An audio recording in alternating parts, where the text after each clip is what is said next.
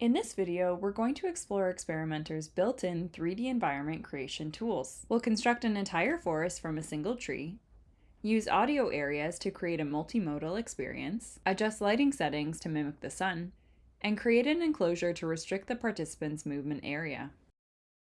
Let's start by navigating to the experiment overview window. As you've seen in the last tutorial, we can create new experiment elements by clicking on their buttons. But we can also use this window to see the elements that are currently in our experiment. We'll click the Filter drop-down menu and click Tasks. We see that our task element now appears below. If we click the drop-down beside our task, we can see all the elements in our task. We see our mountain village scenescape, our visual perspective, and our participant responsive object. We can drop down our participant to see that it contains our VR input response map. We want to edit our scenescape, so let's click its Edit button. We see that this opens an editor window just for a scenescape. Notice that when we click Edit, that our scenescape is highlighted in our experiment overview window. Whenever we're in Run or Edit mode, the elements that are currently displayed will be highlighted like this. Right now, the area around our village is pretty barren. Let's create a forest in this big field area. To do this, we'll add a cluster to our scenescape by clicking the Cluster button. We'll select one of the trees that came in the Mountain Village pack. Let's enable the cluster's gizmo by checking the box on the far right. Gizmos are visualizations that can be seen during editing but won't be visible to the participant. We'll enter Edit mode again, click the drop-down arrow beside our cluster object, and open the cluster options. Here we see that we can set the shape and size of the cluster area. Let's set our shape to circle and increase the radius. As we do this, we see that our gizmo appears. We can change the color of our gizmo by using the color box at the top. Let's position our cluster using the Move button. When we're happy with its position, we'll click the Save Position button. Now let's try adding 50 trees to this area. That's not enough. Let's try 300. That looks better, but some trees are really close to one another. Let's use Within Cluster padding to ensure that our trees have at least 2 units between them and press Refresh. Much better.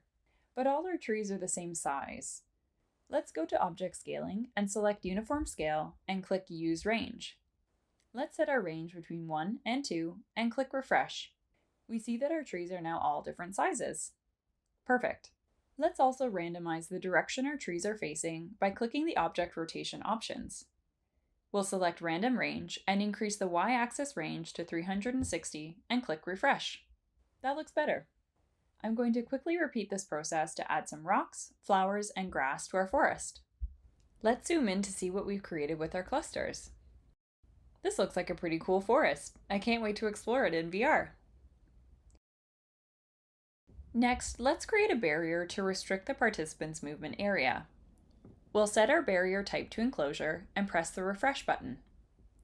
Let's open the barrier settings, set our enclosure shape to square, increase the size and height, and move it so that it contains our village and forest. Let's try some other shapes. It looks like a circle works best. Finally, let's add some ambient sound to our scenescape. I'll import 2 audio files, one for our village and one for our forest. Let's click the audio button twice to add them both to our scenescape. We'll also enable our gizmos and press Refresh. Let's navigate to the audio settings of our village audio and check the loop box so that when our clip gets to the end, it will repeat. We'll set the volume at 0.5 and the fade mode to fade logarithmically. When we do this, we can set the full volume area and the audible distance. We see that our gizmo creates 2 circles. The inner circle shows the full volume area and the outer circle shows the audible area. The audio will fade in the area between these 2 circles. Let's adjust our audio size and position so that it's over top of the village. Perfect. Let's repeat this process for the forest audio.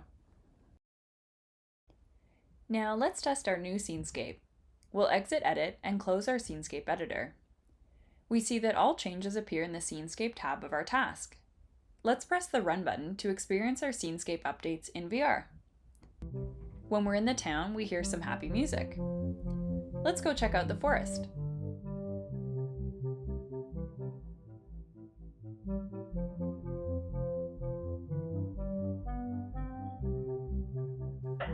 Notice as we leave the town, the village audio begins to decrease in volume, and we begin to hear the new forest audio.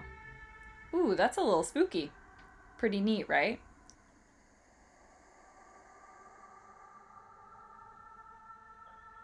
Let's head back to town. Notice that as we leave the forest, the audio fades. We don't hear any audio here because we're in an area not covered by either one of our audio zones. The town looks a little dark. Let's make some adjustments to our scenescape's light settings to see if we can brighten things up. We can change the position of our light, which makes it feel like the sun is higher or lower in the sky. We can use the direction slider to change where our light is coming from. We can also change the light hue. Finally, let's go check out our barrier.